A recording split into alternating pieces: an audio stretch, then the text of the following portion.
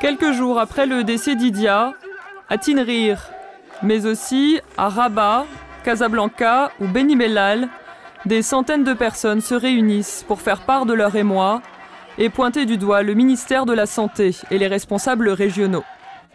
Ils sont accusés de négligence et de laxisme. On leur reproche de n'avoir rien entrepris pour améliorer les services publics hospitaliers dans la région. Car l'histoire d'Idia n'est malheureusement pas un cas isolé. Son père étant un militant associatif de longue date, il a médiatisé l'affaire.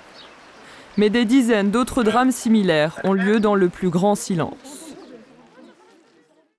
D'ailleurs, seulement une semaine après la mort d'Idia, une autre fillette, originaire de Tinrir elle aussi, décède 3 jours après avoir été fauchée par une bicyclette. Puisque l'hôpital de Tinrir ne possède pas le matériel nécessaire, ses parents l'emmènent à Ouarzazate, à quelques 170 km, où elle meurt donc 72 heures après sa chute. Fatima Zahra avait 3 ans elle aussi.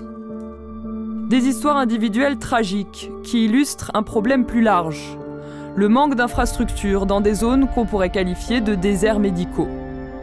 Nous nous sommes procurés auprès du ministère marocain de la Santé des données concernant la densité médicale.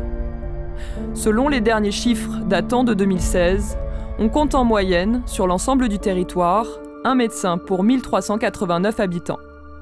Mais dans la région du Drat à Filalet, ce chiffre tombe à un médecin pour 3735 habitants. À titre d'exemple, en Tunisie, on dénombrait en 2013 un médecin pour 802 habitants. Et en France, ce chiffre est de 1 médecin pour 351 habitants. Mais dans tous ces pays, le même problème demeure. Les fortes disparités entre villes et campagnes. Le Maroc ne fait pas exception. 3 régions, à elles seules, concentrent plus de la moitié des médecins, à savoir le Grand Casablanca, la région de Fès Boulmane et celle de Rabat Salé.